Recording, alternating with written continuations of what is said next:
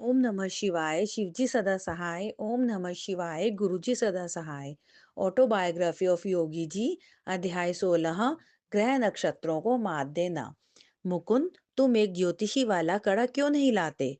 क्या मुझे लाना चाहिए गुरुदेव? मैं तो ज्योतिष पर विश्वास नहीं करता। इसमें ज्योतिष पर विश्वास का प्रश्न नहीं था, केवल एक वैज्ञानिक दृष्टिकोण किसी भी विषय पर कि क्या यह सच है। गुरुत्वाकर्षण का नियम न्यूटन से पहले भी था और बाद में भी रहा। ब्रह्मांड में बहुत उथल पुथल मच जाएगी यदि मानव के विश्वास अनुमोदन के बिना इसके कानून काम नहीं कर पाते। पाखंडी भविष्य वक्ताओं ने प्राचीन विज्ञान को आज बदनाम कर दिया है। ज्योतिष बहुत विशाल है। गणितीय और दार्शनिक ढंग से इसे अच्छी तरह समझा जा सकता है, लेकिन वह भी जिसे इसकी गहराई समझ है। यदि कोई बेवकूफ व्यक्ति आकाश के ग्रह तारों को गलत पढ़े और वहां विशिष्ट संकेत की जगह एक लाइन समझे जिसकी कल्पना इस अपूर्ण जगत में की जा सकती है, तो अर्थ का अनर्थ हो सकता है। बुद्धिमान के ज्ञान को यूं ही मिथ्या नहीं समझना चाहिए। सृष्टि के सभी अंग एक दूसरे से जुड़े हुए हैं और एक दूसरे के प्रभाव को आपस में बदलते रहते हैं। आपस में आदान प्रदान ही ब्रह्मांड की संतुलित लयबद्ध गति का आधार है। मेरे गुरु ने आगे कहना जारी रखा, मनुष्य को अपने मानव स्तर पर दो तरह की शक्तियों का सामना करना पड़ता है। पहला, अपने अस्तित्व के अंदर की उथल पुथल, जो पृथ्वी, जल, अग्नि, वायु और आकाश के मिश्रण के प्रभाव से होता है। दूसरा, प्रकृति की बाह्य विघटनकारी शक्तियां। जब तक मनुष्य अपने जीवित रहने के लिए संघर्ष करता रहता है, तब तक पृथ्वी और स्वर्ग के असंख्य परिवर्तनों का प्रभाव उस पर पड़ता है। ज्योतिष विद्या में ग्रहों के प्रभाव पर मनुष्य पर कैसी प्रतिक्रिया होगी, इसका अध्ययन किया जाता है। ग्रहों या तारों में किसी दया अथवा कोप का कोई सचेत भाव नहीं होता।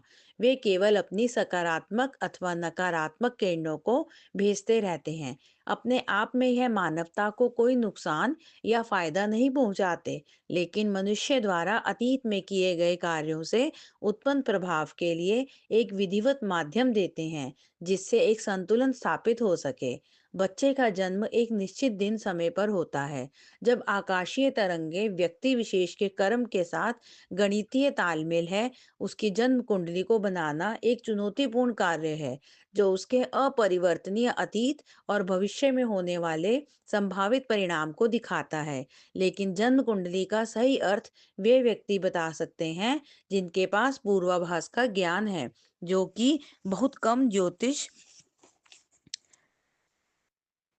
जो कि बहुत कम व्यक्तियों में होता है।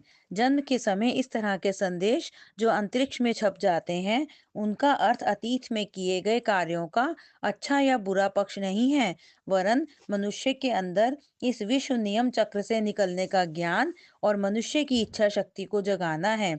जो कुछ उसने किया है, उसे मिटाया जा सकता है, क्योंकि वही अपने कारणों का कारक है। जो उसके जीवन में घटित हो रहा है, वह किसी भी सीमा को पार कर सकता है, क्योंकि उसने इनको अपने कर्मों द्वारा बनाया है। और इस कारण भी उसके पास आध्यात्मिक स्रोत है, जिन पर किसी भी प्रकार के ग्रह नक्षत्रों का प्रभाव नहीं पड़ता। ज्योतिष शास्त्र के प्रति अंधी निष्ठा व्यक्ति को यंत्रवत यानी मशीन बना देता है, जो हर कार्य के लिए यांत्रिक का दास बन जाता है। एक बुद्धिमान मनुष्य अपने ग्रह नक्षत्रों को मात दे सकता है यदि वह अपनी श्रद्धा को सृष्टि की बजाय सृष्टि विधाता पर केंद्रित कर दे। जितनी ज्यादा स्वयं की एकात्मकता वह पर ब्रह्म के साथ अनुभव करता है, उतना ही कम उस पर प्रकृति या द्रव्य का प्रभाव कम होता है। आत्मा हमेशा मुक्त है। यह अमर है, क्योंकि इसका जन्म ही नहीं हुआ है। इसे ग्रह नक्षत्र प्रभावित नहीं कर सकते। मनुष्य आत्मा है और उसके पास एक शरीर है। जब उससे स्वयं के रूप का यानी वह क्या है उसका ज्ञान हो जाता है, तब वह इस तरह ग्रह नक्षत्र के विवशता पूर्ण बंधनों को पीछे छोड़ देता है। जब तक वह अपनी साधारण अवस्था में उलझा रहता है, यानी आध्यात्मिक चेतना से अभी तक अनजान है, तब तक प्रकृति के विधि और नियमों के सूक्ष्म बंधन में बंधा रहता है।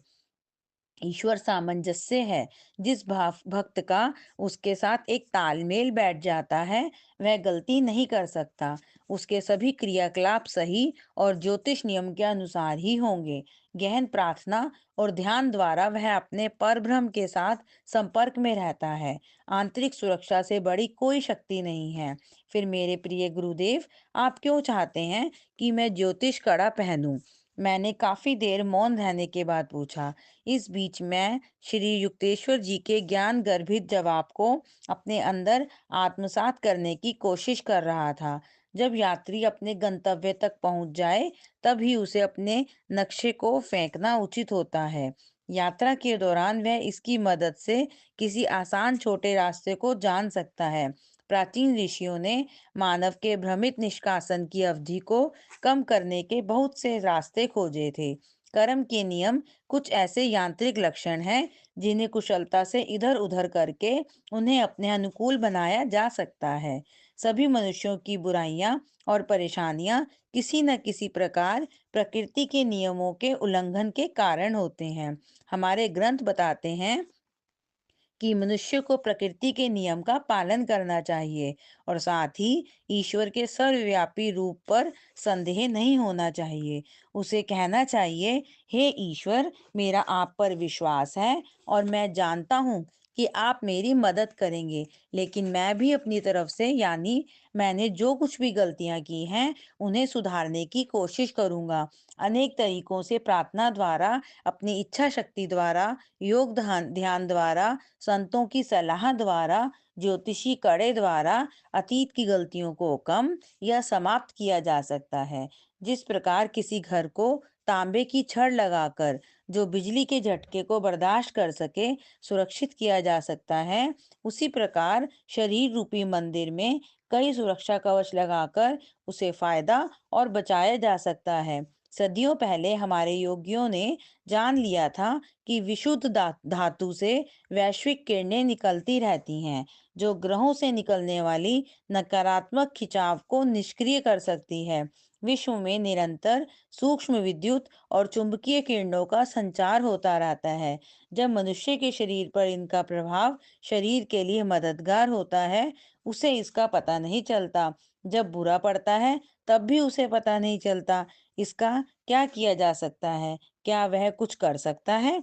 ऋषियों का ध्यान इस समस्या पर गया। उन्होंने पाया कि न केवल धातुओं का मिश्रण, बल्कि पेड़ पौधों और सबसे ज्यादा प्रभावी विशुद्ध दोषहीन रत्न होते हैं, जिनका वजन कम से कम 2 कैरेट का हो, जिनके द्वारा मनुष्य पर पड़ने वाले ग्रहों का बुरा प्रभाव कम या खत्म किया जा सकता है।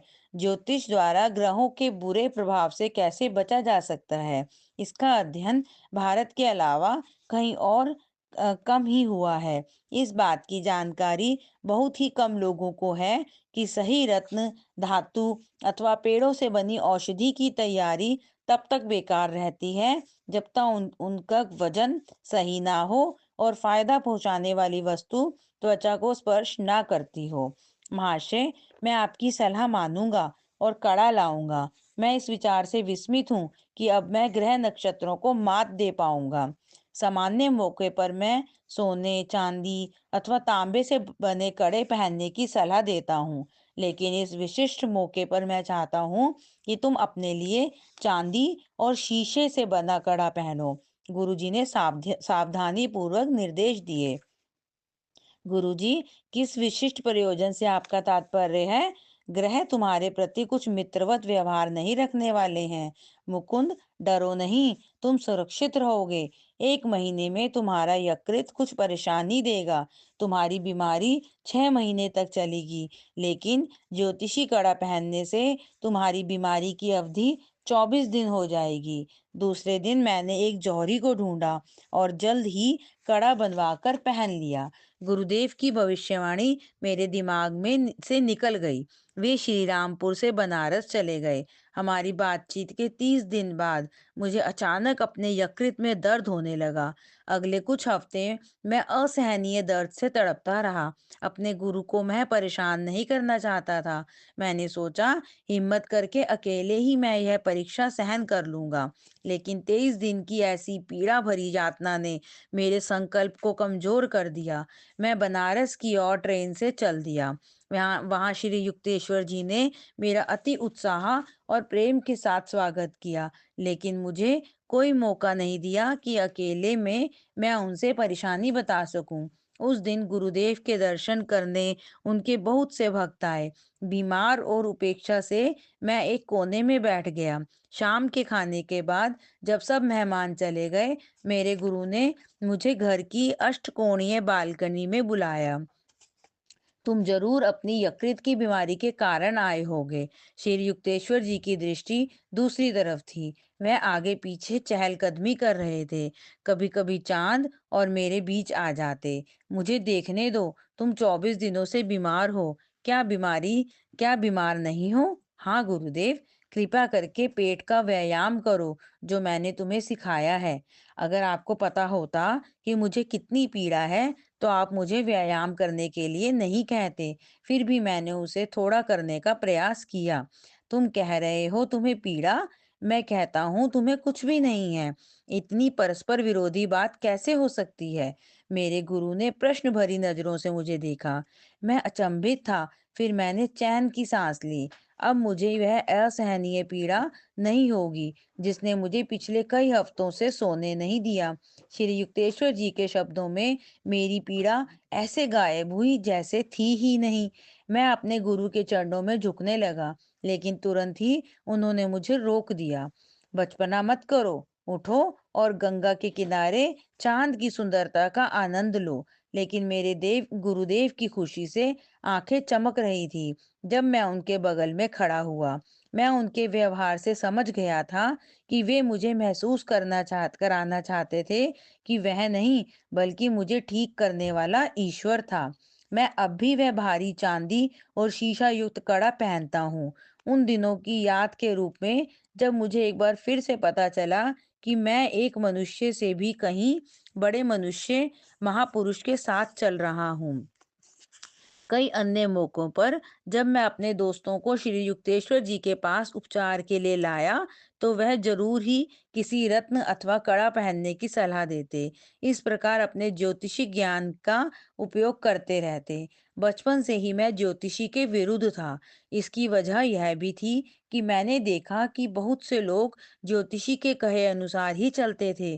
कुछ हमारे परिवार में मेरे बारे में की गई भविष्यवाणी के कारण कि तुम 2 बार विधुर हो जाओगे और फिर तीसरी शादी करोगे। जब भी मैं इस पर विचार करता, तो ऐसा लगता जैसे मंदिर के बाहर 3 विवाहों की बलि के लिए बंधा बकरा हूँ। अच्छा होगा कि तुम भाग्य के सामने समर्पण कर दो। अनंत दा ने कहा था, तुम्हारी कुंडली में लिखी बात की किशोरावस्था में तुम घर से भागकर हिमालय की ओर जाओगे, लेकिन तुम्हें जबरदस्ती वापस लाया जाएगा।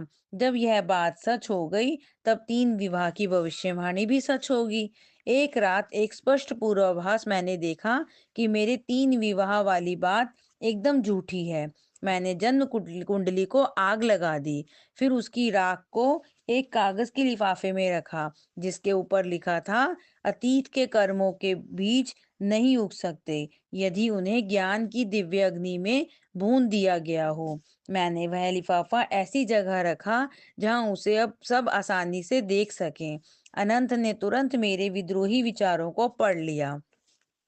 तुम सत्यों को इतनी आसानी से नहीं जला सकते, जैसे तुमने इस कागज के रोल को जलाया है, मेरे भाई ने कटुता से कहा और तिरस्कार भरी हंसी हंसे। वास्तव में जब मैं बड़ा हुआ, तब 3 अवसरों पर मेरे परिवार ने मेरा विवाह कराने की कोशिश की। हर बार मैंने उनकी योजना में शामिल होने से इनकार किया, यह जानते हुए भी कि मेरा ईश्वर के प्रति किसी भी ज्योतिषी की अतीत की भविष्यवाणी से प्रेम कहीं ज्यादा था। जितनी गहरी किसी मनुष्य की आत्मानुभूति होती है, उतना ही ज्यादा वह अपनी सूक्ष्म आध्यात्मिक स्पंदन से पूरे ब्रह्मांड को प्रभावित करता है, और उतना ही कम उस पर ब्रह्मांड के परिवर्तनों का प्रभाव पड़ता है। अपने गुरुदेव के ये शब्द मेरे मन में उत्साह जगा देते थे। कभी कभी ये ज्योतिषियों को ग्रहों के अनुसार अपने सबसे खराब समय को बताने को कहता, फिर भी मैं जो ध्येय अपने लिए तय करता, उनको पाकर रहता। यह सच है कि कभी-कभी मेरी सफलताएं असाधारण कठिनाइयों के बाद आई, लेकिन मेरा विश्वास सदा ही सत्य सिद्ध हुआ। दिव्य सुरक्षा पर विश्वास और ईश्वर द्वारा इच्छा शक्ति का सही उपयोग, यह दोनों ऐसी मजबूत शक्तियां हैं कि इनके सामने ग्रह नक्षत्रों से प्रवाहित होने वाली शक्तियां टिक नहीं पाती। जन्म के समय ग्रह नक्षत्रों की स्थिति का अर्थ यह नहीं होता कि मानव अपने अतीत के हाथ खिलौना बनकर रह जाए। इसका संदेश तो मानव के स्वाभिमान को जगाने का है।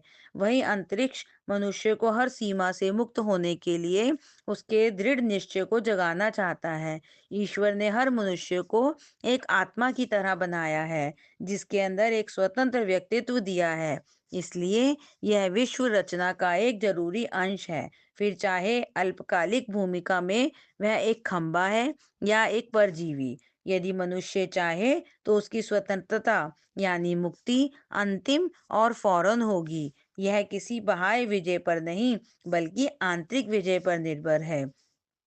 श्री युक्तेश्वर जी ने एक गणितीय प्रयोग द्वारा पता लगाया कि वर्तमान युग महाविश्व 24,000 चक्र से बना है। इस चक्र को 12,000 आरोही अर्ध चक्र और 12,000 अवरोही अर्ध चक्रों में विभाजित किया गया।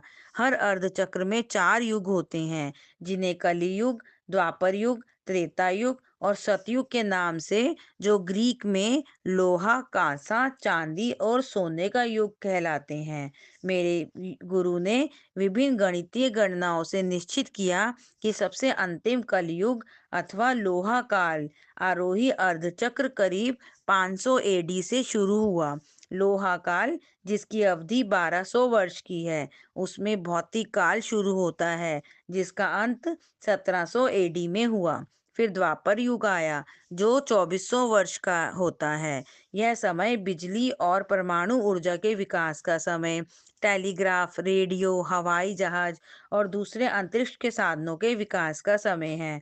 त्रेता युग 3600 वर्ष का है, जो 4100 एडी में शुरू होगा। इस काल में टेलीपैथिक संचार यानी निकट या सुदूर स्थित व्यक्तियों में बिना किसी यंत्र के आदान प्रदान और दूरी को खत्म करने वाले अन्य साधनों का सामान्य जन को भी ज्ञान होगा। सतयुग 4800 वर्ष, जो आरोही अर्धचक्र का अंतिम काल होगा। इसमें मनुष्य पूरी तरह से विकसित होगा और वह दिव्य योजना के साथ समन्वय बनाकर काम करेगा। अवरोही अर्धचक्र 12,000 वर्ष का, वह स्वर्ण काल 4800 वर्ष का होगा। फिर विश्व यानी दुनिया की ओर चलेगा। मनुष्य धीरे धीरे पूर्ण रूप से अज्ञानी हो जाएगा। यह माया की अनंत चलने वाले आवर्तन हैं, जिसमें इस जगत के परस्पर विरोधी और सापेक्षता की घटनाएं साथ साथ चलती रहेंगी। जैसे जैसे एक एक करके सृष्टा के साथ अपनी दिव्य एकता की चेतना को जगाते हैं, तब वे प्रकृति के द्वैत कारागार से बाहर मुक्त होते जाते हैं। गुरुदेव ने न केवल मेरी समझ को ज्योतिष के क्षेत्र में बढ़ाया, बल्कि विश्व के अनेक धर्मशास्त्रों के बारे में भी मेरा ज्ञान विस्तृत किया। अपने निर्मल और एकदम साफ मन के मेज पर पवित्र धर्मशास्त्रों को रखकर वे अपनी पूर्वाभास चेतना रूपी चाकू से उन्हें काट छांट कर पंडितों और विद्वानों की गलत व्याख्याओं को सुधार कर उन्हें उनके मूल सत्यों में रखा, जैसा दृष्टा महात्माओं ने उन्हें मूल स्वरूप में समझाया था। अपनी दृष्टि को नाक की अंतिम छोर पर केंद्रित करो। भगवत गीता के श्लोक की गलत व्याख्या, जिसे पूर्व के पंडितों ने मान्यता दी और पाश्चात्य अनुवादकों ने इसे उसी तरह लिखा, इसके गलत अर्थ की गुरुदेव हंसते हुए आलोचना करते। एक योगी अपने मार्ग को सीधा देखता चलता है, यही काफी है। उसे यह सलाह क्यों दी जाए कि वह भैंगी दृष्टि से देखे। नासिका ग्रम का अर्थ है नासिका का मूल, ना कि नासिका का अंतिम छोर, जैसा कि विद्वानों ने उसे समझा। नाक का मूल दोनों भुवों के मध्य में है, जो दिव्य दृष्टि का स्थान है। क्योंकि सांख्य शास्त्र का एक सूत्र है, ईश्वर असिद्ध सृष्टि का रचयिता यानी सृष्टि का स्वामी, इसे सिद्ध नहीं किया जा सकता अथवा ईश्वर का प्रमाण नहीं होता। कई विद्वान इस दार्शनिकता को अनीश्वरवाद के नाम से पुकारते हैं।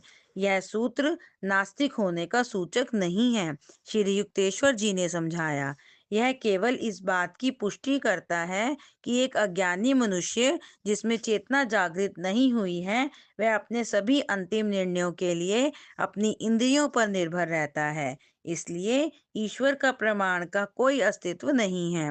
सच्चे सांख्य शास्त्र के अनुयायी, जिनके पास अचल या स्थिर अंतर्दृष्टि, जिसे उन्होंने ध्यान द्वारा पाया है, समझते और जानते भी हैं, और उसे जाना भी जा सकता है। गुरुदेव ने ईसाइयों की बाइबल का व्याख्या बहुत सुंदर ढंग से की है।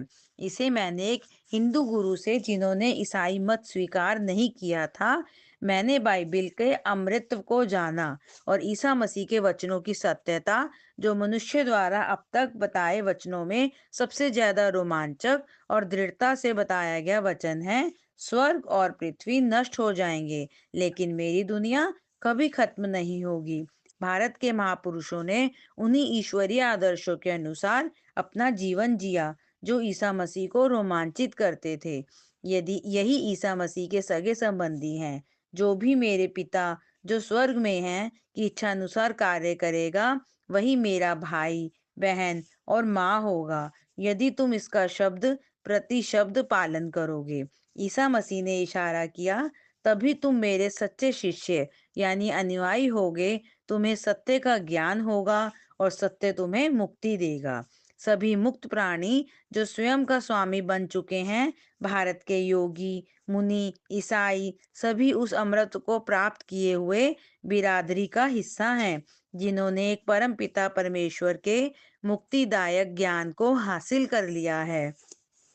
आदम और हव्वा की कहानी मेरे समझ के परे है। जब मैं इस दृष्टांत को शुरुआत में समझने का प्रयास कर रहा था और स्पष्टता के अभाव में मैंने क्रोधित होते हुए कहा, ईश्वर ने केवल उस दोषी जोड़े को ही दंडित नहीं किया, बल्कि उसे भी किया जो पीढ़ियां अभी तक जन्म ही नहीं हुई हैं। गुरुदेव को मेरी अज्ञानता से ज्यादा मेरी उग्रता पर हंसी आई। जेनेसिस में बहुत गहरी प्रतीकात्मकता है और इसे शाब्दिक व्याख्या से नहीं समझा जा सकता। उन्होंने समझाया, इसका जीवन का पेड़ मानवीय जीवन है, मेरुदंड उल्टे किए हुए वर्ष की वृक्ष की तरह है, जिसमें मनुष्य के बाल उसकी जड़ें हैं, अंतर्वाही और बाह्यवाही नाड़ियां उस वृक्ष की शाखाएं हैं। नाड़ी तंत्र युक्त इस वृक्ष में अनेक फल लगते हैं। स्वाद ग्रंथियां यानी इंद्रियां, दृष्टि, ध्वनि, गंध, स्वाद और स्पर्श, इनके आनंद पर मनुष्य का पूरा अधिकार था। मगर शरीर के मध्य में स्थित जो एक शरीर रूपी बाग है, सेब रूपी काम का सुख यानी सेक्स की पूर्ण रूप से मनाही थी।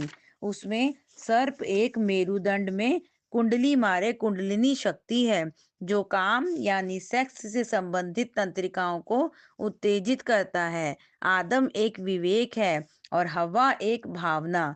जब किसी मनुष्य में हव्वा यानी भावना हावी हो जाती है, तब काम की इच्छा उसे अपने वश में कर लेती है और आदम का विवेक काम नहीं करता। ईश्वर ने मनुष्य जाति की रचना की, जिसमें उसने अपनी इच्छा शक्ति से पुरुष और नारी को शरीर का रूप दिया। उसने अपनी इस नई जाति में उसी दिव्य तरीके अथवा अति उत्तमता के साथ शिशुओं के निर्माण की शक्ति दी।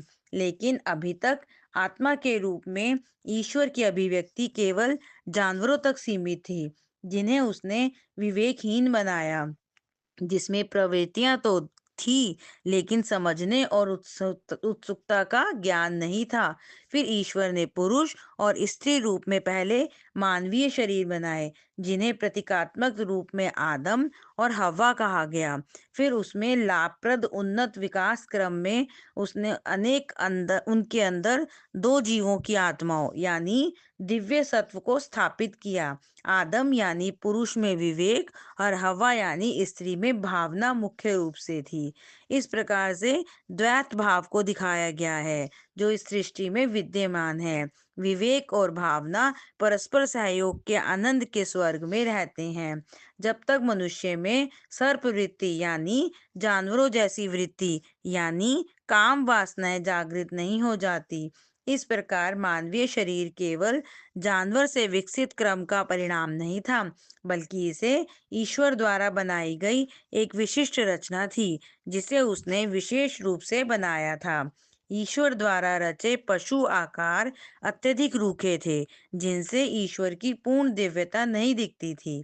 मानव शरीर को अभूतपूर्व ढंग से मानसिक शक्ति प्रदान की गई, जिसमें 1000 पंखड़ियों वाला कमल रूपी मस्तिष्क, साथ ही मेरुदंड में पूरी तरह से जागृत कुंडलिनी केंद्र भी बनाया गया। ईश्वर अथवा दिव्य चेतनता को सबसे पहले निर्मित जोड़े में स्थापित किया गया और उन्हें सभी इंद्रियों का सुख लेने की सलाह दी गई, केवल स्पर्श के अनुभव को छोड़कर। इनकी मनाही का केवल एक ही उद्देश्य था, उनके काम अंगों का विकास ना करना, जिनके विकसित होने से मानव जाति पशुओं की निकृष्ट प्रवृत्ति यानी संतानोत्पत्ति के जाल में फंसकर न रह जाए। यह चेतावनी कि वह अपने अवचेतन में उपस्थित पाश्विक यादों को पुनर्जीवित ना करे, इसे मनुष्य ने अनदेखा किया। आदम और हवा स्वर्गीय आनंद से गिरकर गए, जो मूल रूप उत्तम पुरुष में बहुत प्राकृतिक और सहज था। अच्छे और बुरे का ज्ञान दिव्य द्वैत बंधन की ओर इशारा करता है। अपनी भावना और विवेक के दुरुपयोग से वह माया के जाल में फंस जाता है, यानी हव्वा और आदम की चेतनता में आ जाता है। इसके प्रभाव में आकर मनुष्य अपने दिव्य आत्मनिर्भरता के स्वर्गीय बाग में प्रवेश करने का अधिकार खो देता है। यह प्रत्येक मानव की व्यक्तिगत जिम्मेदारी है कि अपने अभिभावक अथवा द्विमुखी प्रकृति को एकता के साथ तारतम्यता अथवा ईडेन में वापस स्थापित करे। जैसे ही श्री युक्तेश्वर जी ने अपना प्रवचन समाप्त किया, मैंने जैनिसिन के पन्नों को एक नए आदर के साथ देखा। प्रिय गुरुदेव, मैंने कहा, पहली बार मुझे आदम और हवा के प्रति संतान का यथोचित दायित्व महसूस हो रहा है। जय गुरु जी, शुक्राना गुरु जी।